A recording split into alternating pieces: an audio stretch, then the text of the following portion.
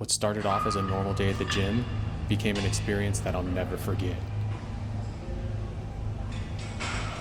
I went from lifting heavy weights to not even being able to lift a PVC pipe. I lost all strength in my right arm and it started to turn blue. And it was at that moment that I knew I was in trouble.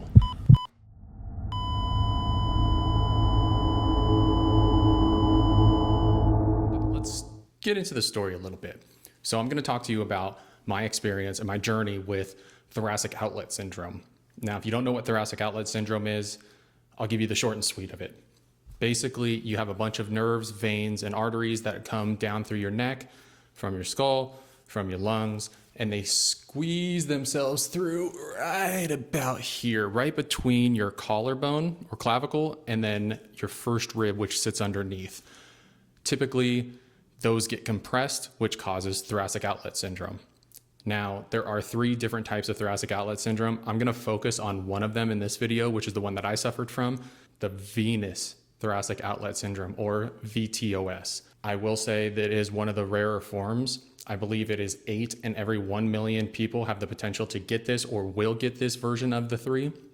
So the rarity is definitely there. Knowing that it was really rare for me to have this type of condition, it made sense that I didn't really know what the symptoms were that I was experiencing. So I'm going to go ahead and tell you some of those symptoms and give you a little bit more background on how this all happened. There were some symptoms that I had kind of ignored for a while, and there were some that I didn't even notice that did cause a little bit more of a worry in the whole scheme of things as I went through this process and talked to doctors. Let's start with what is thoracic outlet syndrome. Thoracic outlet syndrome is, especially the VTOS, it occurs when the subclavian vein that is running from around your neck side down underneath your first rib and your clavicle or your collarbone becomes impinged due to a few factors. One is muscle growth and tightness. So a lot of repeated overhead movements. So like I mentioned, I was doing CrossFit. CrossFit is very heavy into overhead lifts, Olympic lifting, pull-ups, muscle ups, all of those types of workouts that do involve a lot of upper extremity movements and repetitive motions. The other factor is just more of like a genetic and an anatomical factor. You can occasionally have, which in my case, I believe I had 2 sort of reasons why this happened. The one was the muscles were overworked, overused from repetitive overhead movements. The other one was the doctors had mentioned that my bone structure for that first rib underneath my clavicle was about 30% more dense than a typical bone would be or should be. That caused even more compression in the area for all of the major arteries, veins, and nerves that run through your neck and down underneath your clavicle. It basically just blocked any and all free area that it could have had and caused it to just basically tighten up. What that then does is it causes that tightness to push down on the vein, the artery, or the nerve. For me, it was the vein. Normally, you wouldn't notice a difference in the way that you're feeling. There was a morning while working out at CrossFit Costa Mesa, we were doing our normal daily warm-up, and I started lifting. It was a cold, I remember it so vividly. It was a cold morning. We're doing our warm-up. I'm working through our complex. I kind of just have this sensation of weakness in my arm. And so I'm right side dominant, and my right arm was just unable to grip or hold the barbell or any weight really at all. And it just seemed very weird how I could go from being so strong and so capable to now not having any grip. I walked over to my coach and I asked, hey, my arm's kind of bothering me. My grip's off. My hand's feeling kind of weird. What do you suggest? He suggested, throw a sweatshirt on. It's very cold out. You just probably need to get some blood flow going. This happens often when it's cold. So toss a sweatshirt on, take it easy, do lighter weight, and just get a warm up in. And so I did that. I threw a sweatshirt on and I decided to grab a PVC pipe instead of the barbell to do my initial barbell warm up complex. And even holding the PVC pipe, the grip factor to be able to grip my hand like this was nearly impossible. And so I started getting a little worried. I went back to my coach and I just said, hey, it's not getting fixed. I still feel off. He recommended that I just take it easy. I don't do the workout, and I possibly just go see my doctor and make sure that nothing else is going on. I leave the gym, I go drive to my doctor. I actually end up going to urgent care first. At the time, I called my parents and I just said, hey, just want to let you guys know, no need to be alarmed. I'm just going to urgent care. My arm's feeling kind of strange and I just want to go get it checked out. And of course, being the parents that they are, they basically said, we're still a little worried. One of us is going to be there with you. My mom came with me to urgent care. We talked to the doctor there. They said they couldn't do anything because they didn't have the imaging equipment at the urgent care, that we needed a referral to get an ultrasound just to rule out any blood clots. And at the time, I had never heard of a blood clot, to be honest. I was very healthy up until then. I had only had one accident before that wasn't my fault, where I actually had a compound fracture in my right tibia and a plate and screws installed. So that could be for another video. Let me know if you want to know a little bit more about that experience. That was at 18 years old. Overall, I was a pretty healthy person and I never really had any traumatic events such as this. So when I heard blood clot, I immediately thought, isn't blood clots for older people? I'm sure I've seen commercials that talk about being on blood thinners and that only applying to old senior citizens. The doctor assured me that no, this can happen to anybody, and that they needed to make sure that there was nothing else going on. They would get a referral to a ultrasound through the insurance, and whenever it got approved, we can go get that done. I went back home. I fell back asleep. In the meantime, I had been basically kind of like having this aching pain in my armpit, and kind of in my chest and my pec area, and I would consistently just be like pushing on it throughout the day and out the night. I come to find out that I probably shouldn't have been doing that, but that kind of just made it feel better. It almost felt as if the muscles were very achy and sore after doing a really hard workout and then maybe getting a massage. So it did feel better when I was done massaging them. I fell asleep. I woke up the next morning. Thankfully, I go to get the ultrasound. At the time, I happened to be working at the hospital that I got the ultrasound at. So I worked with all the people that were there. They were trying to figure out why I was there, not for work purposes. The ultrasound tech, she was wonderful. We went to the room. My dad actually came with me to the ultrasound itself. She performed the ultrasound.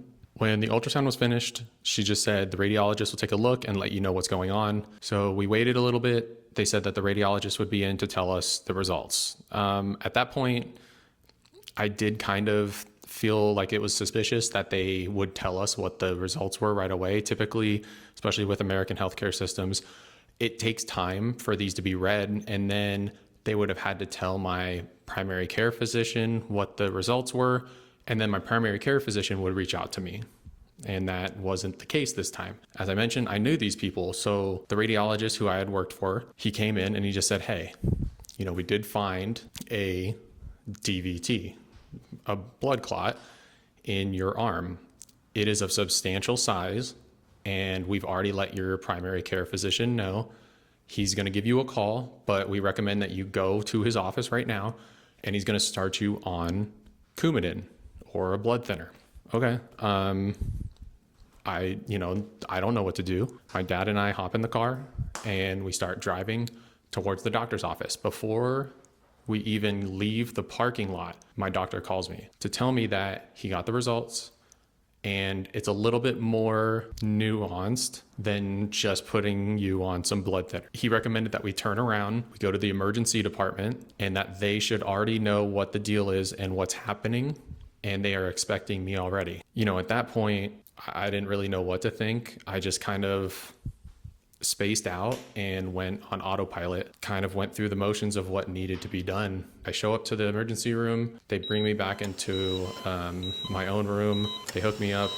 to the machines to make sure that my heart rate's okay, my blood pressure's fine. They said that they've noticed that I had thoracic outlet syndrome and that it's a rare condition that they don't see very often. Men don't get this type of thing as often as women do, according to a couple of the health institutes and hospitals. Because I was working out and doing a lot of overhead movements, that kind of made me more susceptible to having this condition. They advised me that I was going to be moved to the ICU to be monitored and that I should not massaging, touching, or moving my whole right side any higher than this. The fear was that if I raised my arm or I massaged it too much, I could dislodge the clot that is in my shoulder, which was right about here, and it would become a PE or a pulmonary embolism. It would travel to my lungs and I would most likely die. I really don't recall what I was thinking at the time. Like I said, I was 23 years old. I was more worried about hanging out with my friends and working out and just enjoying life. I wasn't worried about being in the ICU, what the next couple days would look like. They wheeled me up to the ICU, strapped me up to multiple different machines. I had IVs in both arms. I had what's called a sheath installed into my right bicep so that they were able to pump more fluids, and they were able to actually go through the tube, which was about the size of a decent sized straw opening. I don't really know. I believe I have pictures that I'll put up over this of kind of what I looked like then, but they hooked me up to machines on both arms. They then determined that I would have to go to a place called the Cath Lab.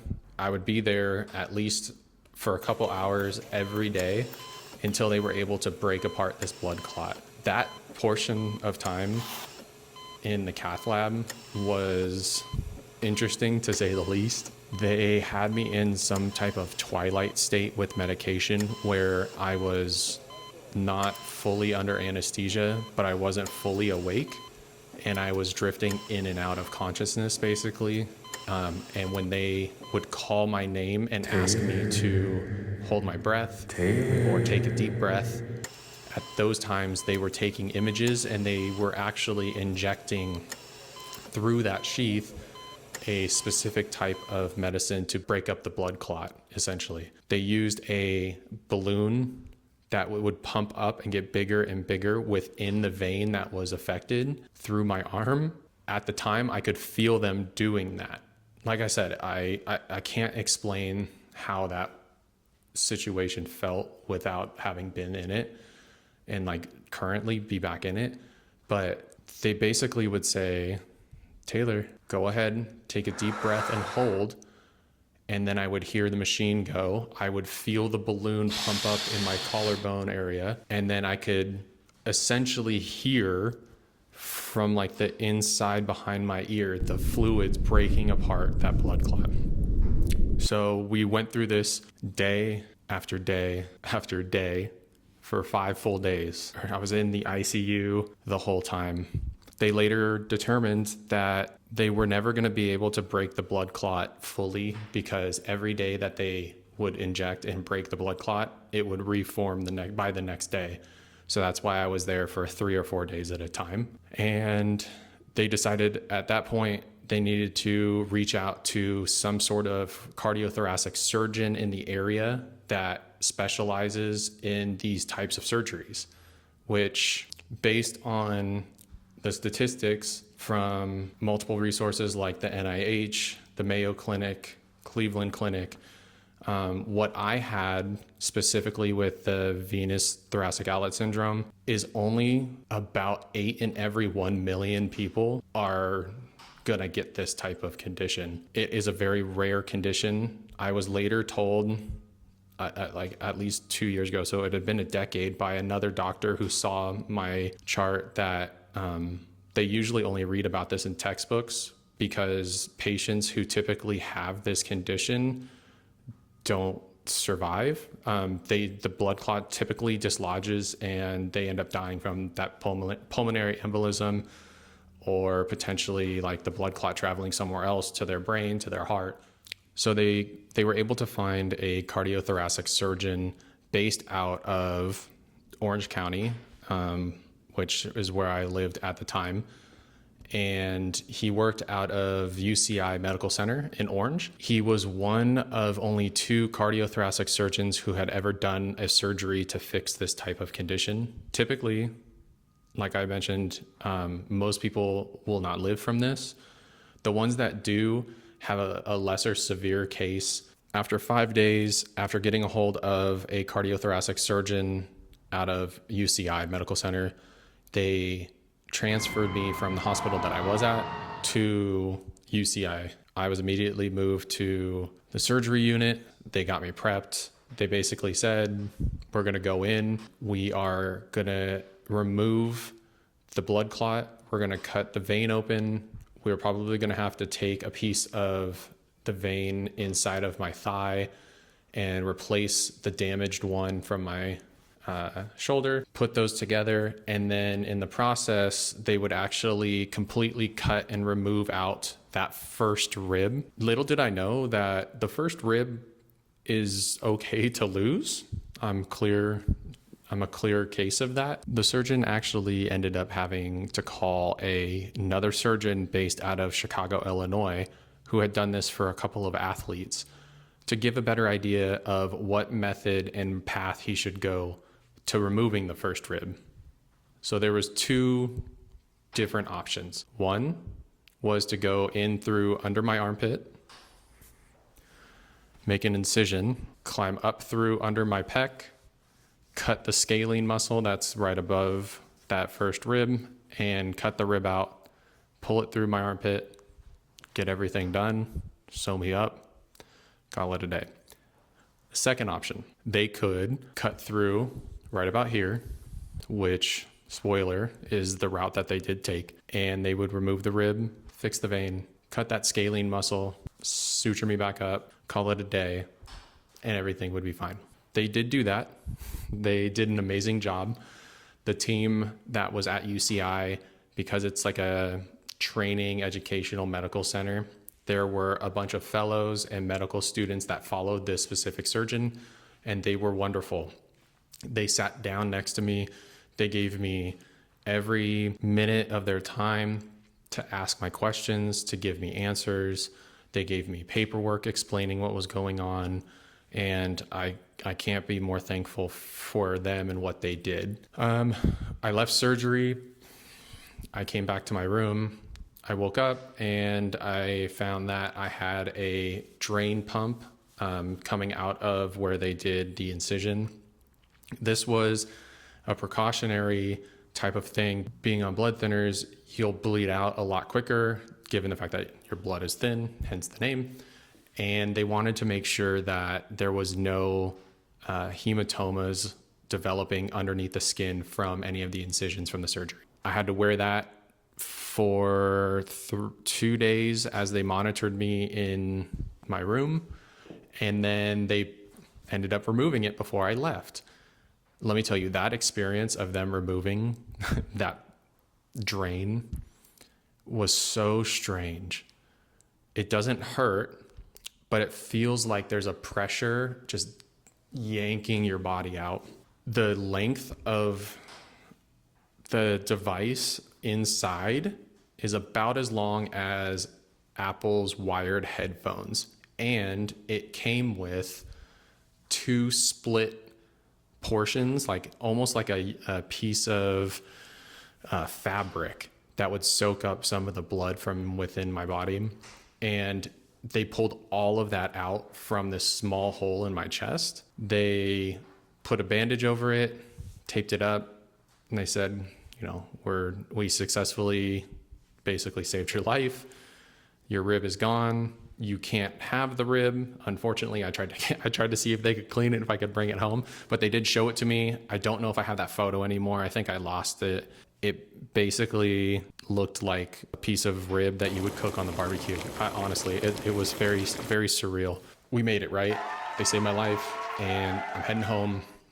I get home, I go to sleep. I wake up at about 2 in the morning with what feels like just something so heavy weighing on my chest on that same side that the drain came out of. And I wake up and I look down and there's a massive lump underneath my skin.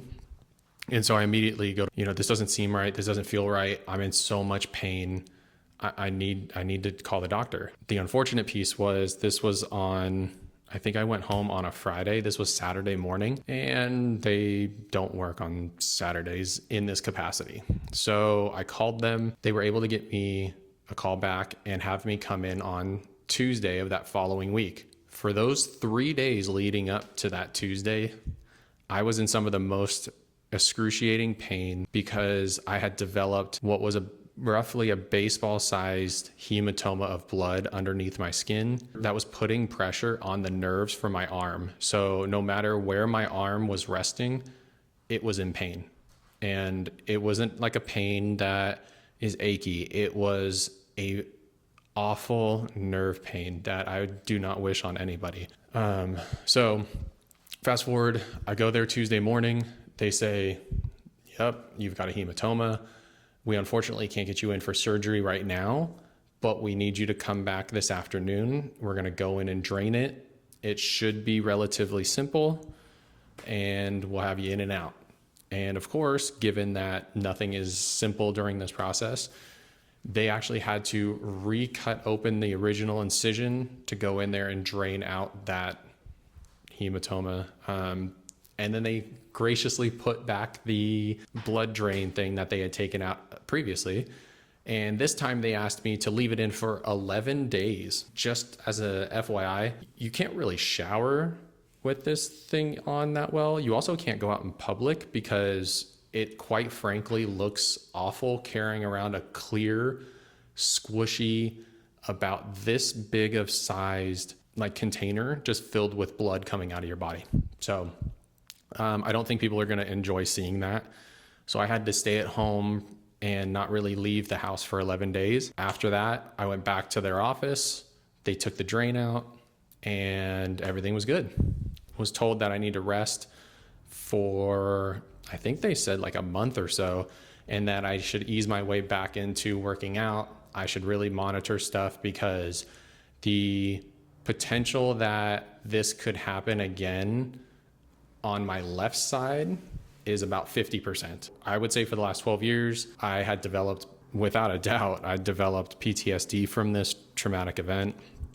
I would consider it a near-death experience to some degree. That just really kind of had me worried for a long time. It still kind of does, but I've learned to slow my roll. When my mind gets out of control and worries about the worst case, I try to tell it not to. Easier said than done. I'm very lucky and I'm thankful that these doctors were able to do the work that they were able to do and have the knowledge they had to save my life. I did try to ask him if he could remove this left side preemptively, and of course insurance doesn't work that way. You have to wait for symptoms if that even becomes a problem. I just said, you know what, it makes sense and I appreciate everything that you've done.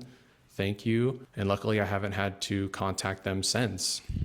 That's kind of the rundown of the story of how I developed TOS. I went through the process through the hospitals. I got my ultrasound. I went to the ICU. I got transferred to the medical center. I had 2 surgeries, a rib removed.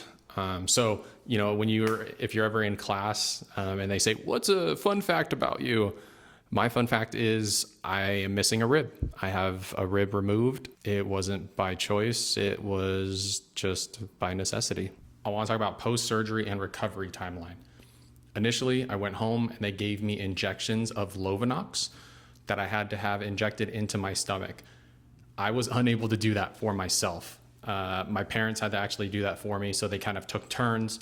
We went from right side to left side and kept alternating. That was to help get the blood thinner quicker while I started my process with Coumadin, or warfarin is another name for it. The injections themselves didn't really hurt too bad, but what it did cause was these little knots underneath the skin at times that were kind of hard when you would press on your stomach. and that would make it difficult to put the needle in sometimes to give the injection. So that was a side effect that came with it that you just had to monitor over a period of time. While that was getting done, I started going to the Coumadin clinics. That was going to be twice a week for the next 6 months. So injections for the first few weeks, the tablet of Coumadin or warfarin for 6 months. This was heavily monitored. So they need to make sure that this is monitored very precisely so that I don't get too thin of blood and that it doesn't coagulate as much. So there are a few things that you need to be made aware of when taking Coumadin. Now, as I was mentioning, you don't want your blood to be too thin and you don't want it to coagulate a lot either. You want it in this nice range. So monitoring it was a finger prick, kind of like a diabetic would to check their A1C levels. And then using that to find the number and making sure that it's within the range. I don't recall the range exactly. I'll try to look it up and place it somewhere here. We were doing that for 6 months. There are some strict guidelines when it comes to diet because there are certain foods that hold a little bit more vitamins within the food that could affect your blood as far as the coagulation. So you want to make sure that you don't eat too much of a diet with big leafy greens and vitamin K. If you do eat them, you want to have them on a consistent level. You don't want to fluctuate your diet too much because that will throw the numbers off. Diet should maintain the same, but this does mean that you cannot drink alcohol. Literally any type of alcohol will thin the blood, while on blood thinners, it just amplifies it even more. So you risk the potential of your blood being too thin. And I believe, and like I said, I'll put it somewhere here, that you could stroke out if your blood gets too thin. So you want to make sure that you monitor that. You also just want to make sure that you don't cause any damage to your body that would make you bleed. So you want to take away any extreme sports or activities that would cause you to potentially fall and get injured. Every minor cut, even a paper cut, bleeds excessively more than it would if you were off blood thinners. So you got to be safe. You can't get any tattoos or piercings. Again, due to the blood factor and the thinness, you could bleed out quicker. That doesn't mean that you can't live a normal life and do the normal stuff that you do, but you just have to have that heightened awareness to be safe while you're doing this process. So for 6 months, I had to be extra careful with what I ate, what I did, and how I overall functioned, just to make sure that I didn't get injured and cause myself to bleed out a little bit quicker. During this process of being on Coumadin and going to the clinics twice a week, I was also going to physical therapy for roughly 6 weeks. They were doing a thing called scraping, and they were massaging the scar tissue around the incision. This was to eliminate any of that scar tissue that would build up underneath from adhering to other muscles or bones, causing them to not be able to shift correctly, which would then just ultimately cause more damage to myself and restriction as I started to heal and recover. This was especially important when I wanted to get back into working out. I did, however, go back to CrossFit for a few years after this. I modified a lot of what I did. Like I mentioned, I tried to keep all overhead movements and heavy weights overhead to a bare minimum, if not doing them at all. I focused more on my cardio and less on heavy weights. It was a couple years into the CrossFit that I decided that this isn't for me anymore. I wasn't trying to prove anything. I just wanted to be safe and healthy. And given that this side had a 50% chance of something happening, I didn't want to aggravate it and cause myself this whole trauma again. So cutting out CrossFit was probably the smartest decision that I made after the fact. I do miss it at times. After CrossFit, I did get back into working out, just taking it easy. And I've been able to live a pretty normal life when it comes to fitness and just overall moving around in life. Okay, so the mental side of everything. I did develop pretty severe form of PTSD throughout this process. It was having gone through it, dealing with it at the time. I didn't quite mentally comprehend what was going on during the process. It wasn't until after everything was done that a few years later, I went to go get another MRI because I was scared that I felt something again happening in that same area. I've since been unable to get an MRI. I haven't tried with medication, but it's just been very scary since because it brings back a lot of those emotions and feelings from that time. The PTSD factor is definitely there. I tend to over exaggerate and have the worst case scenario when it comes to medical stuff. So when I get sick or I feel a tingle in my arm, maybe my arm's falling asleep, I freak out and think that it's TOS again and it's coming back and I'm never going to get rid of it. It later just gets better. Things are fine. I don't show any other signs of TOS on my left side. So to tell my mind to calm down is pretty hard sometimes, but I've learned to find the right tools to allow me to kind of fight back against those negative thoughts. It still kind of sits back there, but I know that through this video and through some research, finding people that have gone through this, that can share their story and show that I'm not alone in this, you're not alone in this, can definitely help give you that sense of calmness when it comes to certain things and validation that what you're feeling and what you're thinking, those are completely normal. Sometimes I feel like people around me will get aggravated or have a short fuse when it comes to listening to me be fearful of these, but they have never gone through this process. And sometimes it's hard for somebody to hear a story similar to this and just say, wow, that's crazy, but then not understand what all actually happened and what I went through during this process. So just remember that your mind is powerful. It will fight against you, but ultimately you can control it. Finding people that have gone through this as well as a support group will be very helpful. I should have looked for one sooner. I should have talked to a therapist sooner than I ended up doing. But since then, I have talked to a few therapists about PTSD, specifically on this side of the medical, and they've helped me kind of work through a couple things. And ultimately, I don't have much control over the whole thing. I can only control my working out, my being in tune with my body to figure out if something is going on. And then I just have to go through the process of seeing my doctor, getting tests done, images done, if it is that bad. Otherwise, you just have to tell yourself you're okay. And there are some things in this life that you cannot control. I want to thank you for watching this video all the way through. I want you to feel comfort if you are watching this and you have gone through something, that you are not alone. Please reach out to me in the comments if you'd like. I'll respond. We can discuss all sorts of stuff, and just know that there is a support system of people out there. If you don't have one within your family or close friends, just reach out to somebody, get help if you need it, and always just be as positive as you can through the process and be as strong as you know you are. Hey, real quick, thank you for watching the whole video. As I was going through this, I was waiting on some information to come back about the cost of everything that went down with my thoracic outlet syndrome between the 2 hospital visits. And so I have some of that information. I was hoping it was going to be a little bit more itemized, but unfortunately, due to the fact that it is about 13 years old, the insurance provider had purged a lot of that data from their files. I was able to receive some information about what the hospital charged, what the insurance ended up paying the hospital, and what the insurance companies ended up writing off completely as far as the fees and costs associated with this.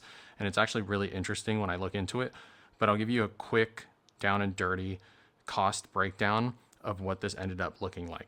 Okay, so right now I'm looking at a document, and I won't show you the document just for reasons that it has a lot of personal information on it, but I'll put over here a summary of the first hospital, the second hospital at UCI, and then the cost breakdown of charges, the provider write-off or the insurance write-off amount, how much my co-payments were, and then the amount paid by the insurance to the hospitals versus what they actually asked for in payment. So the first visit, this was going to be the 5 days / 4 nights, I think, in the ICU, the Cath Lab portion, the emergency room visit, the heparin drip, transportation, all of that. So the first one, that first hospital, they charged $238,494.40. They ended up getting paid $37,582.65. So the math on that is astonishing. The insurance provider wrote off in total $200,411.77 from that original amount. So absolutely insane how much they wrote off, which I don't understand where that write off goes to, if that's just going to the profits or revenue or what. But I need to look into that more because that's crazy. That payment of what they paid the hospital versus what they charged is why the healthcare system in America is all over the place. It makes no sense. The hospitals are running on the smallest amount of money given back to them. To throw in that the co-payment that I actually paid through that whole visit was about $500. So the benefits of having insurance were definitely there and having a good HMO. But if you don't have insurance, I can definitely see how a lot of this is very daunting and scary to get that amount of money as a charge that you're on the hook for. So that was the first hospital visit. The second one at UCI, this included 2 surgeries, the rib removal and the hematoma removal. This included 3 days and 2 nights in the room being monitored. That included that fun drain, everything included, right? And this also includes post-surgical follow-ups. So I didn't have to pay co-payments on the follow-ups. I only had to pay the amounts that I had for my co-payment. Insurance covered the rest. So second hospital, this is at UCI Medical Center. They charged $99,851. So significantly less than the first hospital, but I was in the ICU at the first one and a couple more days there. But that was interesting to me because I didn't have any major surgeries at the first hospital. I only did at UCI. The amount that actually got paid to the hospital is $24,877. So that is a provider write-off, or the insurance wrote off $74,224 of the total amount. So UCI Medical Center only received about $25,000 roughly of all of the charges of almost $100,000. So that is about a quarter of the cost that they charged for the work that they did, they got back in payment. The rest of it was written off by the insurance company. So to have this information, back then I was really kind of blocked and shielded from a lot of this financial information. But now that I've gotten older, I was able to reach out and get this information. It's very eye-opening and interesting at the benefits and just confusion that goes along with the American healthcare system and just how messed up it is all over the place. I'm assuming that the money that they're taking as the write-off is coming out of the pockets of the providers who did the work to save my life and the hospital itself to keep functioning. That's lights on, that's paying their staff, that's helping patients, that's getting surgical tools that are always having to be rotated, whether they're being cleaned and sanitized, whether there's just brand new equipment for every surgery. That's to keep their running cost up. And it's just astonishing to me. I did fail to mention the co-payment for that one, but that copay was $750. In total, it was right around $1,250 in co-payments that would come out of my pocket. That is a lot better, in my opinion, than hoping that I don't have to pay whatever amount that would get charged to me, whether that's the $99,851 plus the $238,494. Those two numbers combined, I don't know what I would have done. I would have been in severe medical debt. I would have had to call people to try to help expunge some of it. I don't know, but I can imagine that if you were in that predicament and you do not have health insurance through an employer or private insurance or Affordable Care Act, anything like that, this is very scary. So I do know that there are ways to get some of it taken down and being collected differently, but this just sums up how important to me, at least, that if you're able to find an employer or somewhere that has good health insurance, you may never need to use it, which would be great. But in the off chance something like that, like something that happened to me happens to you and it's an unforeseen event, the insurance is definitely there to kind of help make that cushion a little bit more soft of a landing for you. So I hope this information was really good. I hope it kind of leads you into some more just thoughts, building knowledge, and I'm going to investigate a little bit more as to how the write-off piece works and see if I can gather some more information on a piece that's really unknown to me, because it does seem a little strange that there was just so much of this that the insurance company wrote off and didn't end up paying the hospitals for. But regardless, it's just a lot of money. And this was 13 years ago. So I can only imagine that in today's dollars, these have easily doubled in cost of just the charges. And that would be astonishing to be somewhere closer to like a $600,000 instead of 300, 400,000. You're just creeping up to close to $1 million just in healthcare costs. That's crazy for one person on one event that I didn't even like. It's not my fault, you know, it just happened. So, again, thanks for staying through the rest of the video. I put this in at the end after everything because I definitely wanted to get it to you in this video, tie up loose ends, get things figured out, and get all the information to you so that you can feel more comfortable and knowledgeable in the decisions that come with potentially a thoracic outlet syndrome event. With that being said, whatever you do next, make it a great one. Appreciate you, and I'll see you in the next video.